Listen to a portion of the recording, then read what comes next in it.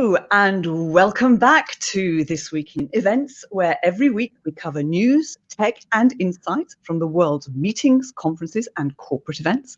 My name is Maria Franzoni, International Speaker Bureau owner, and I'm James Taylor, keynote speaker and founder of Speakers U. Welcome to episode 2 of This Week in Events. And if you're joining us for the first time, you're in for an absolute treat. We're going to be covering some really cool, maybe controversial topics today as well, but that's part of the thing. So as we're kind of going through this, please leave comments, questions. What are your thoughts on it?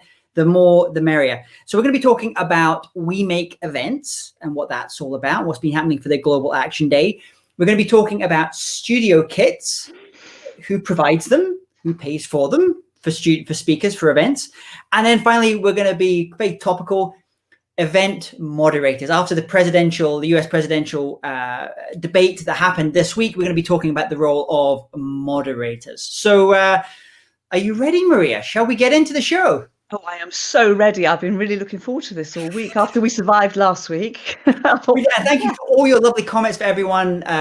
Wonderful comments. And thank you so much for kind of coming here and being with us. And this is wonderful. So this is what we want this community. So the first story we thought we'd cover is We Make Events, hashtag We Make Events. So this is something a couple of my friends who are in the events industry kind of started telling me about, and then it really came to a kind of head yesterday where they had something called the Global Action Day. And this is all the people that are involved in doing events. Primarily is Europe and North America, although it's a bit more kind of global than that. They've kind of come together in order to try to put pressure on national governments to support the events industry. And it's kind of amazing. They shared some stats, which I didn't really know about. In the UK alone, this industry, of which we're all part, the events industry, is worth nearly £100 billion a year. That kind of blew my mind. Wow. I don't know if it In this country. Just in this country. Wow. in the UK. So I think when we kind of looked into it, you broke that down, the part that we're mostly involved in, you and I, Maria, which is conferences and events, corporate events, that's about £18 billion, about $25 million every single year. So what's been kind of going on is, in order to try and raise the consciousness of politicians around the world about the role of events and how much we contribute to national economies, this organization came together last night. They lit up lots of buildings all around the world in red in order to kind of highlight the events industry. And really what they're kind of fighting for as an industry is just to be recognized for the value that we put in and to get some kind of support. So depending on where you're watching from today, Maria and I were based in the UK. And here in the UK, we can't really do conferences just now. In-person conferences is just not possible at the moment. But we've essentially, as an industry, we've been told we can't do anything, but yet at the same time, we're not really getting support. So an interesting kind of thing came up this last week, actually, which was kind of talking about, is this industry and our many jobs in this industry even viable anymore? So the person that puts up that staging of the stage that you go and speak on, is that a viable job anymore if we're not going to return to this? So Maria, what's been your take on, because I know you've been kind of watching it as well and you're obviously involved. And I almost feel that sometimes as a speaker, we're in this kind of position where, we're that one person on stage, but there's like 200 people behind the stage that are making it happen. And people don't see those, all those teams. Yeah, and this came out from our Chancellor's speech, where he was sharing the extension of the job retention scheme, and he was saying that the jobs that would be protected and the industries that would be protected, those that were viable, and yet there are industries and organisations that have been told you cannot work, you cannot do anything. We've been closed down. And today in the news in the UK, other areas, other regions have been told that they have got tighter restrictions. Liverpool, Warrington, Hartlepool, Middlesbrough. We're hearing also that India is really having a really bad time. So we're sending virtual hugs to our Indian friends and colleagues. They're having a hard time. Italy seems to be having a better time. But so my take on this is, I feel a little bit abandoned, to be honest with you, James. I feel abandoned. So I'm a limited company director. and I couldn't furlough myself because I was dealing with events that were postponing and changing and cancelling. So I've had to work through this, but at the same time, we've not been able to do the business that we would normally do. Okay, yes, we've gone virtual and all that, but you're absolutely right in terms of the events industry. I've seen our colleagues in the meetings and events organisations; they're absolutely suffering. It's really hard out there. So I'm wondering, because I was actually out with not out, I was on a socially distanced cycle at the weekend with a friend. And he has a different opinion. He's probably a bit more of a libertarian about things. And he said, this is just creative destruction, James. This industry needs to, a lot of jobs need to go in this industry and new jobs will be created as a result. But if the government tries to come in and support jobs that are perhaps never really going to come back, that's going to be a bad thing because taxpayers have to pay for that as well. So what's your take on that, Maria? Well, I think it's a really difficult one. I would not want to be in the government's position having to make these decisions, but I do think that directors of businesses who are, especially small businesses, who are the backbone of our country, need some help and support, because if we don't get help and support, we can't keep our staff. We can't do it. If we go under, everybody else goes under. So I think, and actually, there's a letter that's gone out from the Director General of the Institute of Directors here in the UK to their members. And, you know, John Geldart, who's saying the government's response continues to leave many limited company directors out of the main income support schemes, something that the IOD has stressed since the start of the crisis. And I agree with him. And it's even worse, it's a double whammy if you're actually in the hospitality or conference and meeting industry. I think it's very hard. And I mean, it's interesting as we're kind of going through this. I was just on a call earlier today as we're doing a pre-event call with a client. It's in the client's in the Middle East. This is normally their big annual conference of the year, about 500 people attending. They have 26 speakers, and they're doing it all virtually with 26 speakers. And I'm actually the moderator of this particular event, and I'm looking at how they've designed it, and so it's all virtual. And I'm looking, and the stages look amazing. And there's the different demo areas, they look phenomenal, and the sponsors areas look incredible, and the speeches I've seen that have been pre-recorded look phenomenal because they're really well done. And I think that same event that's probably being run now by 5 people, roughly, would have taken 50, 100 people to run in the real world. And I kind of think about all those, and I think, and I had a conversation with a friend of mine who books conferences for his industry association, and he said, they're never going to go, they don't want to go back to the way it was. They'll maybe, instead of doing like 5 events a year, they're going to do 1 in-person event a year, and then the rest of them will be virtual. So are these jobs really ever going to come back? That's interesting. We've actually got a comment. We've got a comment from Gary, who says there are lots of online conferences happening, but venues, tech teams, event producers, catering are all terribly affected. And we've been told not to say a certain word by someone who's very naughty. So I'm not going to read it because I'm not going to say the word. Okay, the word that shall not be mentioned. No, you're absolutely right about that. About, you know, so my heart is going out to all of our AV teams or the event producers, and don't even get into the world of things like weddings, because that's a whole other area. Don't. You know we had to cancel ours. Yeah. No. Yes. But dates are being booked, speakers are being booked. And on that note, I'd like to take a quick moment to thank one of our sponsors today, who is London Speaker Bureau. London Speaker Bureau is a global resource for corporations and governments for keynote speakers, executive learning masterclasses, and boardroom advisors. Representing some of the most influential business leaders and politicians in the world, they were named as the only global speaker bureau by International New York Times. You can find help in choosing a speaker for your next event by going to londonspeakerbureau.com. So thank you very much for the kind folks at London Speaker Bureau for coming on board. Shall we get into our next little story for today? Yes, let's do that. We're talking tech, aren't we? Tech, geek. Let's geek out. So you sourced this story, and I thought this was kind of interesting. So give us all a little bit of the kind of how this kind of came about. It actually came about from London Speaker Bureau. One of the exclusive speakers, a VIP speaker, was offered a studio in a box for his next presentation. So rather than having to go to a studio, the company booking him said, we'll send you a studio, and all the equipment arrives literally in a box. You have green screen, you have lights, you have microphone, camera, the works, and you just plug it all in. So plug and play. And I thought, what an excellent idea. And I think there's even more than one camera. There's various different options that you can choose. And so my question was, I mean, I know what I think. I'm wondering from your point of view, is it the speaker's responsibility, or is it the organizer's responsibility to organize the tech? I mean, we know in the old days and the old ways, or is it both? Well, this is my take on it. Is if you are classed as a professional speaker, so you make the majority of your income from speaking professionally, virtually, in person, whatever, then I feel that you should be providing that equipment, and you should have a studio. And in fact, some of my other speaker friends, they've invested over $100,000 just in their studio. So the studio is great, and it's broadcast quality.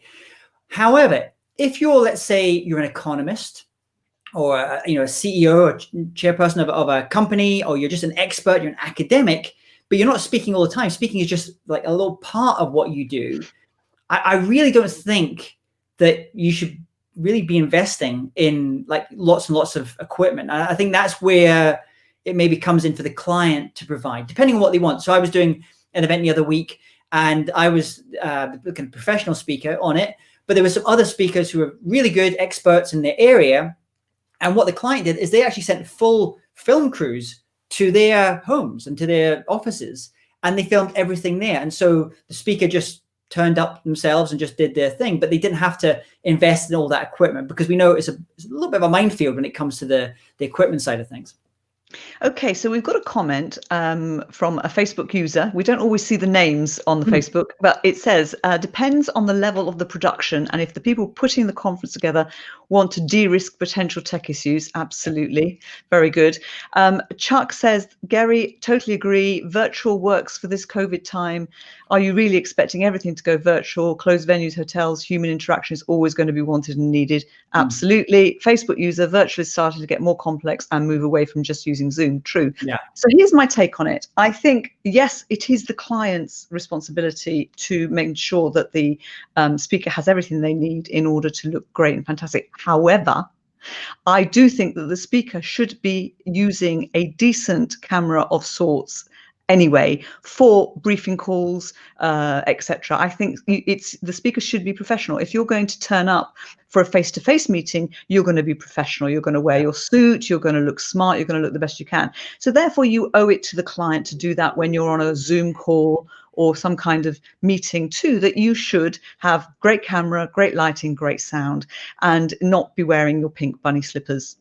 Although maybe they can't see that. And I think when it comes to technical, two things we should separate out is, one is the actual, the lights and the camera and all that side. The other one is the connection, the internet. So for example, just now I've got hardwired connection, and I have a backup, and I actually have a third backup as well, because I'm doing a lot of things live.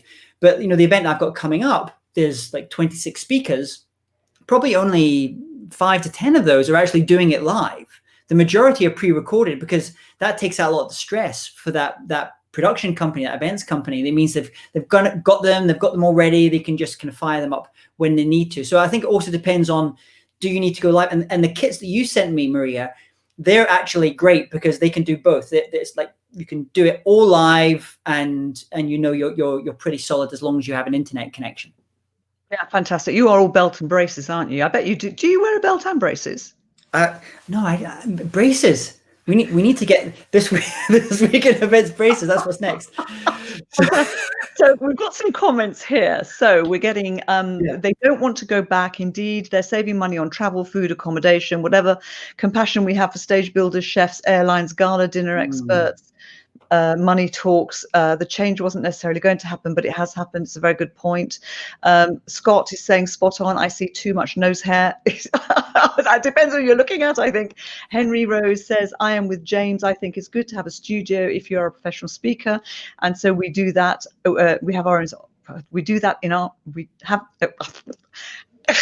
Anyway, because it's one of our main ways of earning, and yet I also love the studio in a box. What a wonderful idea. 20 years ago, they could do an airport in a box. I'm not kidding. What? Really? What? Really? Okay. Well, talking about video and film, we want to give a quick shout out to a new sponsor that we have for this week, Neil Armstrong Films. This is someone that Maria works with a lot of her speakers as well. So Neil Armstrong Films provide a range of media from animation and 3D video graphics through to commercials and films for both business communication, so that's internal, external events as well. They can also do all of your training films, your conference videos, your website films, and last but no means least, speaker show reels, which we love. So their team is experienced, they're talented, they're flexible, as well as being really warm, friendly, and fun to work with. You can learn more by going to neilarmstrongfilms.com. I know, Maria, you work with them all the time. We do. Listen, I've just discovered something by accident, but look at this. I can put the comments on the bottom. Look. Buckle up, you're getting braces. I didn't know I could do that. So we can do that now, you see. And Henry Rose is saying, yes, really, an airport in a box. Fantastic. Wow. How cool is that? How cool is that? So our third little story of the day is, we're not going to get too political here, but there was the US presidential debate that happened this week. And it was spicy, let's say. And Chris Wallace there was the moderator from Fox News. And it's a tough job, moderation. So, Maria, I want to get your take on it first. First of all, what was your take on that, the role of the moderator? How did you think he did? Well, actually, what's interesting, James, because I thought it was very sad that we had 3 old white men representing the US, and I think he should have been a she, to be honest with you, and maybe a young she, and maybe a black she. I think it was really not representative, and that was really sad. And I think it was 3 old men behaving like 3-year-olds. It was terrible. I don't think the moderator did a good job, but I also don't think that either participant did a good job. I think everybody was disrespectful, to be honest with you. And it's hard. I mean, as coming up for this, because I knew we'd be talking about this today. I kind of look back in the history of these presidential debates, and the very first one was Abraham Lincoln and Douglas. It was one of the other candidate on the other side, on the Democratic side, and there was actually, this was the very first debate. I think they had 4 or 5 of them in a row, and a lot of people attended, like thousands of people were attending these, and there was no moderator, which blew my mind. And as I was looking into it, I suddenly realized that, and I've been to those events myself as well. A friend of mine, Majid Nawaz, who does stuff for LBC in London, the radio show, with another speaker called Sam Harris, who talks about mindfulness and meditation. And they go and they do these like tens of thousands of people, arenas, huge venues, and there's no moderator. And I was thinking, well, how can they do that? How can it work? And for me, it kind of comes down to respect. They respect each other. They disagree with each other, but they respect each other. And at that point, if you have that kind of mutual respect, then you have the basis to be able to kind of argue and debate either side. Yeah, no, absolutely. I totally agree with you. And incidentally, on the news today, it was reported that Trump interrupted Biden 70 times. Can you believe that? 70 times in what was it, 90 minutes? Was that right? Yeah. About that?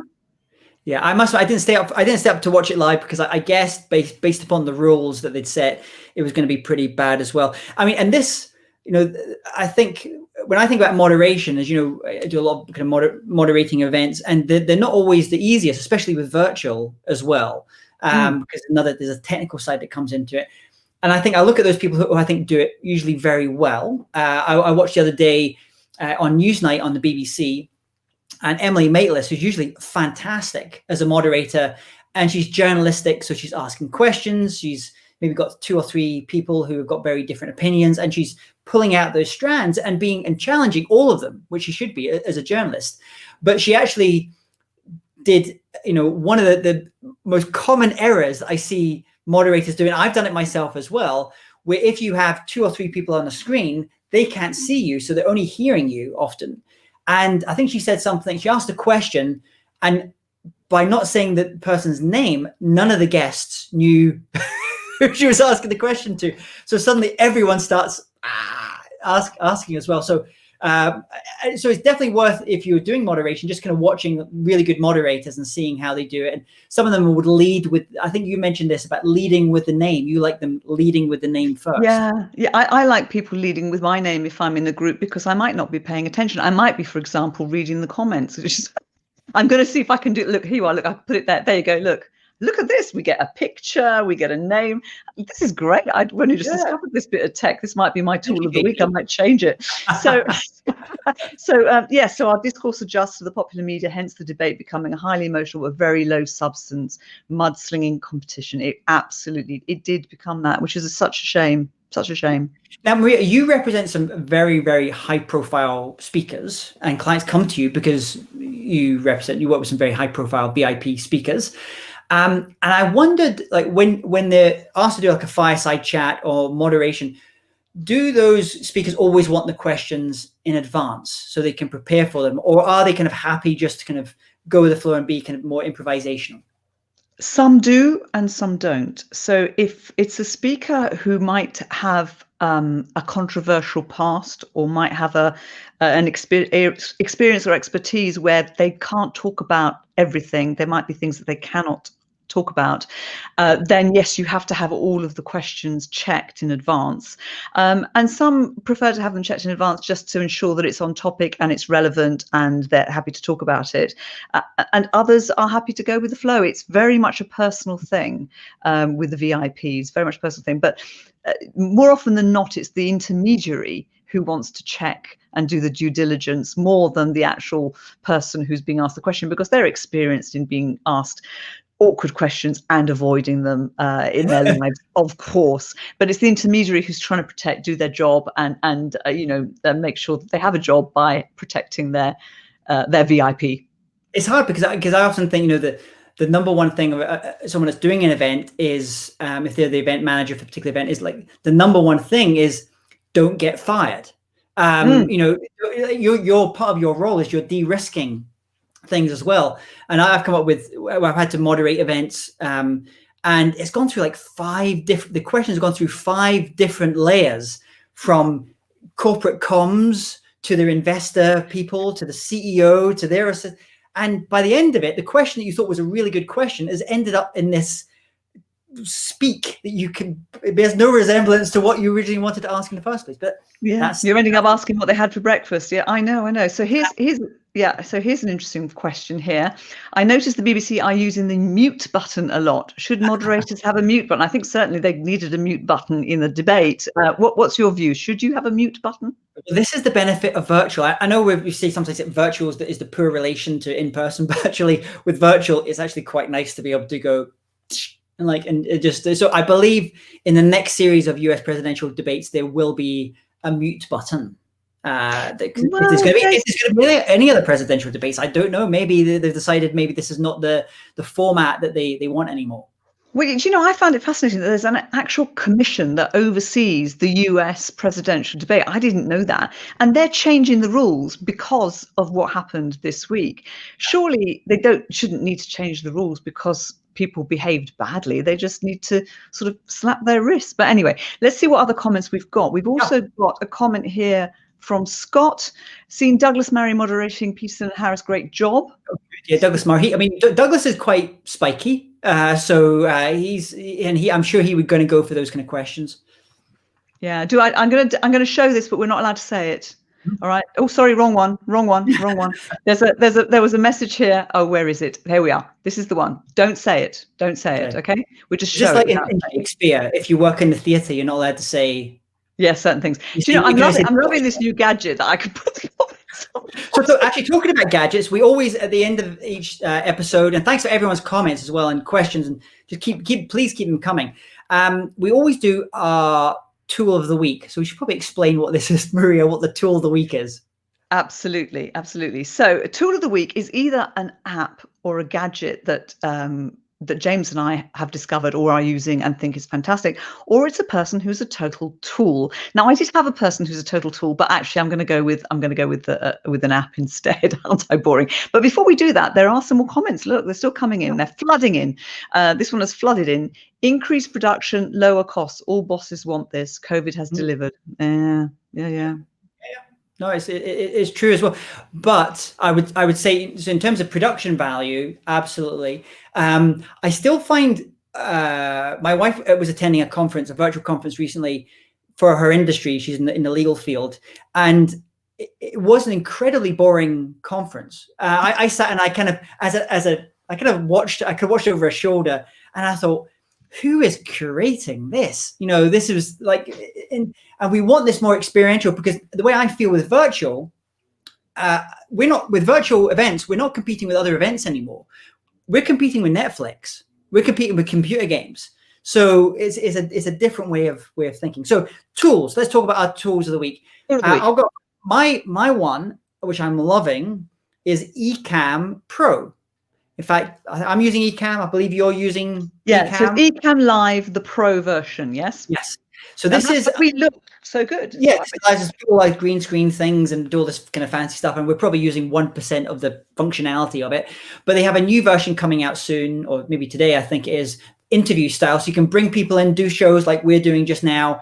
Super, super easy. The only thing I would say is, if you are going to use Ecamm, make sure your computer is powerful enough. I tried to use it on my laptop initially, and it sounded like a 747 trying to take off. So that's the only proviso I would give. So that's Ecamm Live, and we're going to have all the links to all of these things we're mentioning at thisweekinevents.com as well. So Maria, what's your tool of the week? Well, my tool of the week is actually anchor.fm, which is a wonderful podcast hosting platform, and it's just so easy to use. And in fact, we have turned This Week in Events into a podcast, so people can listen in if they want it on the go. If they don't want to watch and see our beautiful faces, they can hear our wonderful voices instead.